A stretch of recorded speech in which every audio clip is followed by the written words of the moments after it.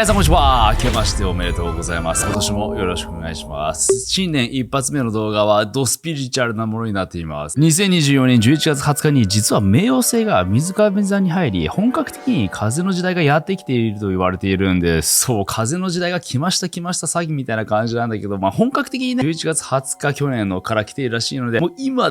風の時代なんですよ。なので、このビッグウェーブじゃなくてビッグウィンドに乗りたかったら今ですよ。皆さん、世界征服するのは。その前に語らなきゃいけないのがカリフォルニアで起きた山火事。世界で定期的に起きている山火事ですけど、今回も案の定陰謀論がたくさん飛び交って、ただ今回のよく注目していくと確かに怪しいのかもしれないと思えるものなんです。事件の概要はアメリカ・ロサンゼルスで1月7日に山火事が発生して、これまで25人の死者、8万8000人の避難が指示されている最高レベルの経過を呼びかける被害が出ています。高級住宅街で起きたので、セレブの方々がね、本当に被害に遭っててみんな避難しているんですけど、ただね、みんな疑問に思いませんでした？山火事って山で起きるもんなんじゃないのって、なんでこれ高級住宅地で起きてるのって。この山火事は普通の森林火災とは異なり、通常山火事は木が密集した深い森の中で起きる。今回の火災は人口が密集した市街地に広がった。消防局も疑問視しているんです。ただ研究機関では温室効果ガスの排出と温暖化っていうことになっているんですけど、じゃあね、いろいろね、この飛び交っている怪しい説を見ていきましょうか。一つ目は山火事の数ヶ月前に大手保険会社ステイファームが保険契約を解除していたこと。このステイファームが数ヶ月前にパシフィックパリセイゼという地域の数千の顧客の保険契約を一方的にキャンセルしていたそうです。このインタビューに答えている女性は、90歳の両親が75年間住んでいた自宅の火災保険が最近キャンセルされたばっかりだったと語っているんです。ね、保険会社の裏に預言者でもいたんですかみたいな感じで、そのリスク管理がすごすぎないかってみんなちょっ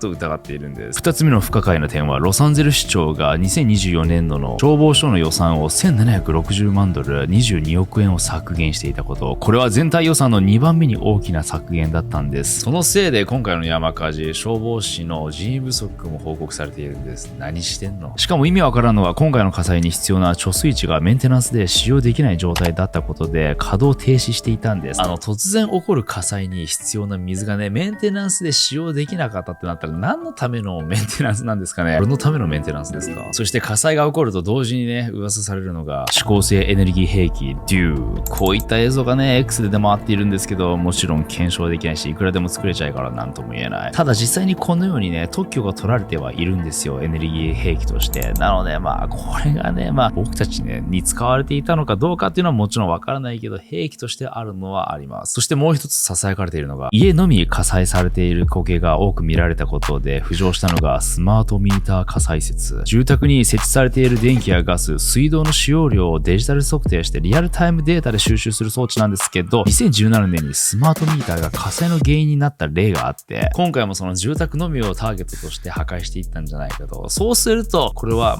事故なのか、あるいはそれを意図的にね利用しようとしたんじゃないかという2つの説が取れる。仮に今回の火災意図的だったとしたら、なぜ起こされたのか。海外では有名な陰謀論者アレックス・ジョーンズはこう言ってます。経済戦争を仕掛け、米国を非工業化させ、完全な崩壊を引き起こすというグローバリストの大規模な陰謀論の一部であるというんです。ハワイ島の火災の時のように土地所有者に保証金を支払って強制的に移転させることでインフラをリセットし、スマート LA2028 というスマートシティ化に向けて準備していると。イーロンもこれに対しては True。 この傾向が2028年の夏季オリンピック・パラリンピックに向けて都市開発、デジタル化を目指すもので、記事にはロサンゼルスは10年以内に25万棟の新しい住宅を追加する必要がある。しかし市内の4分の3が建設禁止区域とされている可能性があるという問題点があってからの今回の事件。しかもね、時期的にもトランプが1月20日に就任するその直前の出来事、さすがにこれは怪しいんじゃないかってみんな疑ったんです。そしてその中でも飛躍した都市伝説が毎度出るこの P デリーの事件あったじゃないですか。P デリーの時のような危険な人身売買地下ルートや証拠が大量にあって、今回高級住宅街だったから火災にあったのがそれらを隠蔽しようとしたっていう意見もあります。もちろん何が正しいのかわからないんですけど、このね陰謀論がね飛び交うこの今の世界、これはもう止められませんよね。日本国内でもとんでもなくいろんな暴露であり、開示なのかなんかされてるじゃないですか。もうその流れは止められないと思います。このピラミッドのここの部分がどんどん崩壊し始めている。今回の動画ですけど、いろいろ歴史的なものが開示され始めてますけど、今回僕たちはさらに前に遡って人類の起源まで遡っちゃいましょう。世界的には批判されて、この日本だけで評価されている謎の聖書、オアスペについて話していきたいと思います。もしこれが本当だとしたら、この世界の見方、あり方が変わってくるかと思います。アメリカ・オハイオ州の歯科医、ジョン・バロー・ニューブローは、もともと霊能力を持っていたこともあり、死者と交信する能力、ミディアムを研究していました。するとある日、天使が降臨してきて、彼に助言をするんです。ヴィーガンの食生活を採用すること、毎日の入浴など清潔さを保つこと、内政を通じて自己改善を図ること、利益を問わず他者に奉仕すること、絶対こういう時ヴィーガン入ってくるよね。まあね、これを話し始めたらね、もう論争になっちゃうから僕はノーコメントですけど、まあそれ以外はね、比較的簡単な項目です。そのおかげでバージョンアップしたジョン、天使が彼の頭に手をかざすと自動書記が始まるようになり、タイプライターで何をタイプしているのかわからないまま、毎日30分を50週間にわたって書き起こしたのが、後に新しい聖書と呼ばれるようになったオアスペでした。ではそのオアスペが述べる人類の起源とはどんなものなのか。ジョンと繋がった天使は創造主ジェホビーの使いで、ジェホビー誰やねんって感じなんだけど、このジェホビーは自分のことをこう説明します。私は全てのものの魂である。そして見えるもの全ては私の人格であり、私の体である。私の存在によって万物があり、生命があり、生き物が生まれる。私は帯同されるものであり、運動を生じさせるものであり、創造主であり、破壊者である。私は最初であり、最後である。まあ、つまり神なのか中二病どっちかだね。まあ、そんな全知全能がこの世界のあり方を語り始めるんです。この世界は2つの存在と3つの世界から成り立っているというんです。2つの存在は S とコーパー。S は精霊や天使などの目に見えない強力な存在。コーパーは物質的で目に見えるけど無力な存在のこと。誰が無力やねん。その遠慮の塊があったらそれをね他人に譲るぐらいの余裕はありますよ。そして世界は3つに分けられます。コーポリアル界、アトモスフェリア界、エーテリア界。コーポリアル界はコーパー、つまり物質的な存在のみで構成されている僕たちが住む地球、我々の人間社会がそうです。アトモスフェリア界は目に見えない霊の世界で S、つまり精霊や天使など目に見えない存在の密度によってまた3つにここ分けられるんですね。アトモスフェリア界は慈愛、密度が薄い地域、アジ、中間ですね、ネビュラ、密度が濃い天国のような世界、この3つに分かれるんです。そしてエーテリア界、 S の密度が最も濃い世界で神々が住む最高位の領域。エーテリアルの人々は数万から数十万歳らしく、アマテラスとかね、スサノ、キリストなどの神話に出てくるかつ肉体を持っていた存在がこの領域だそうです。確かにぶっ飛んでる話なんだけど、ここまで聞くとただみんな思い出してください。その目に見えない存在は力があるんですよ。みんな最近初詣神社参拝行きましたよね。それはみんなが神頼みしてるからでしょ。あれって目に見えない存在に俺ら動かされてるんだよ。俺らそこにある意味頼っているんだよ。まさに神々に動かされている。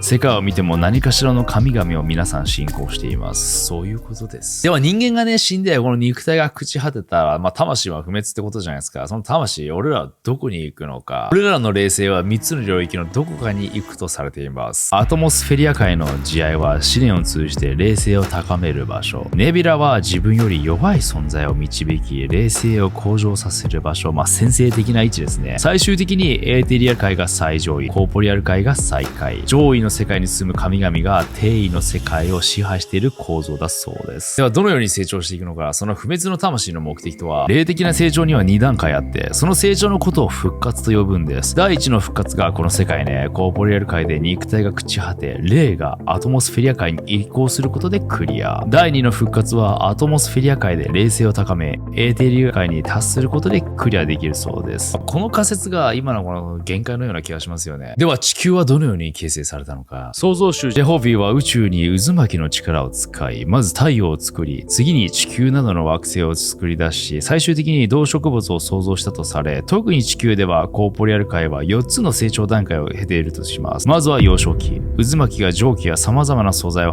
運び、蒸気の凝縮による摩擦で熱が発生して火球が生まれ、地球の原型が形成。火球が宇宙に漂うセムという物質と融合し、生命が誕生できる環境となる。老年期。生殖期が成熟すると訪れ、生命の新たな誕生がなくなります。そして最後は死期。ここまで来ると最後はもう惑星は消滅するのみ。その後、宇宙は新たな惑星を創造するサイクルを繰り返すそうです。実は創造主ジェホビによれば、生命は特定の種類ごとに創造され、一つの生物が別の種類の生物に変わることはないとしているんですね。なので、ダーウィンの進化論的なね、猿から人間になるっていうことは、ここではありえないと述べているんです。では僕たち人類はどのように誕生したのか、これがなかなか面白いんです。第一の時代、約7万8000年前に創造主ジェホビーが初めての人類、アスを創造しました。アスは霊を与えられ、要は魂みたいなもんですね。永遠の命の可能性を秘めていましたが、知性が低く、霊性を十分に使いこなせなかったため、永遠の命は与えられませんでした。立派な魂なんだけど、ちょっ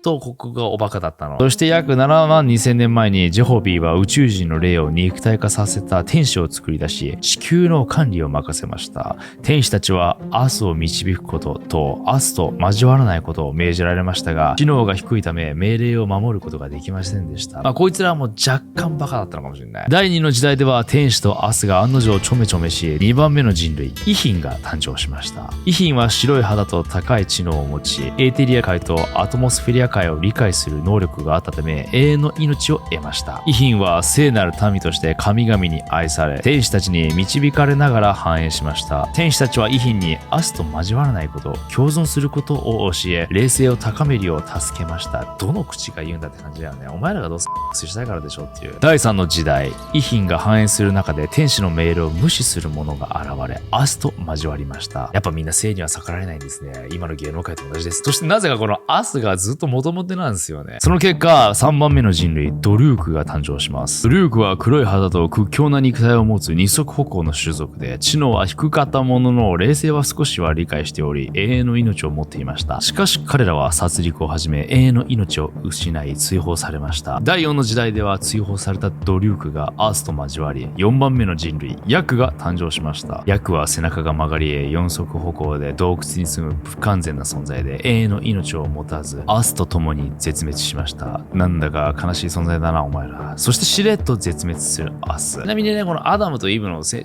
書に出てくるあるじゃないですか。あのアダムはこのアスだそうです。一方、イヒンは繁栄を続けていましたが、大天使セザンテスはイヒンが天使に依存しすぎて霊的に成長していないと感じ、試練としてドリュークを使い、イヒンの食料を盗ませました。試練に失敗したイヒンはドリュークと戦争を始め、大天使セザンテスが介入して戦争は終わらせました。そして第5の時代では、イヒンとドリュークの交わりから5番目の人類、イフアンが誕生しました。イフアンは赤い肌と屈強な肉体、高い知能を持ち、永遠の命を得ていました。大天使セザンテスはイフアンにイヒンを守護せよと命じましたが、イフアンはもう一つの祖先であるドリュークを憎み、虐殺を始めました。創造主ジェホビーの教えが失われた地球では飢餓が起き、イヒンとドリュークのみが生き残り、他の人類は絶滅しました。その後、イヒンは文化や技術を発展させましたが、冷静に頼り肉体が衰え、子孫を残せなくなりました。この問題を解決するため、創造主ジェホビーと大天使セザンテスはイヒンとドリュークを交配させ、イフアンを再び誕生させました。しかし、イヒンの多くが虐殺され、神々は困惑しました。その後、地球の上空に位置するアトモスフェリア界も闇の霊に支配され、混沌とした状態に陥ったそうです。地上ではイフアンやドリュークが再び繁栄しましたが、約2万4000年前に再び殺戮の時代が訪れることになります。この続きは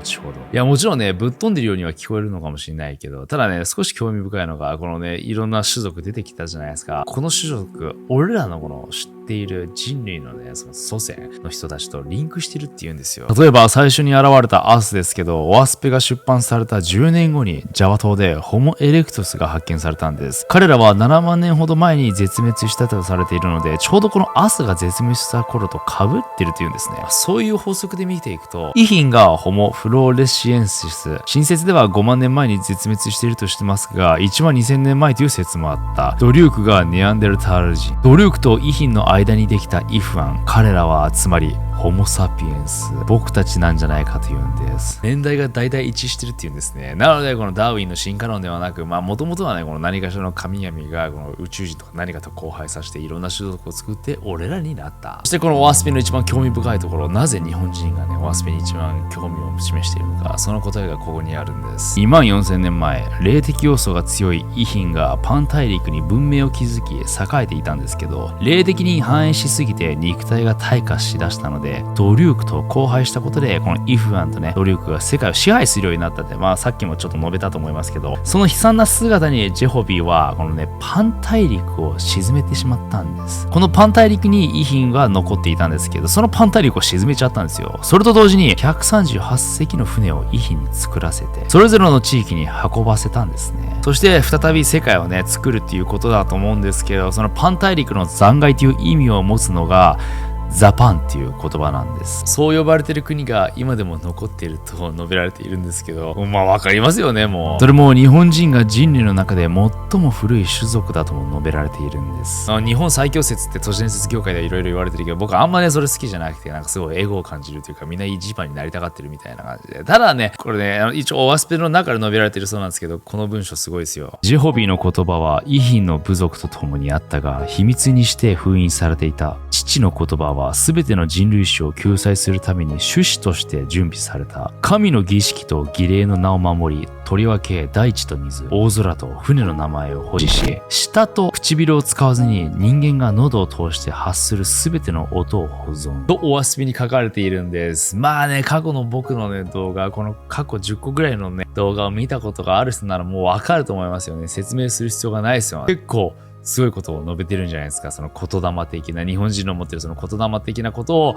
まさかのオワスペがね、僕この原文読んだことないので、本当にそれが述べられてるのかどうかわかんないけど、めっちゃ繋がるし、なぜこの日本人がね、今、このいろんなやばいことが起きている世界で必要とされているのかが、分かってくるかもしれない。どうですかこのオワスペ。なかなか興味深いですよね。この世界の見え方が分かってきますよね。その点とつながるって言うけど、その点の中でももちろん階層っていうか、いい悪いとかいろんな種族がいて、どこにつながるかによって全然違うんよ。僕たちがね、この今のこの世界をね、このいい神々とつながって、冷静を高めて、いい世の中を作って次元上昇していくのか、これからなんじゃないでしょうか。はい。新年2025年明けました。どんどん荒れてくるかと思います。この世界はあり方はね、一旦理解してみんなで面白い世界を作っていきましょう。それでは皆さんご視聴ありがとうございました。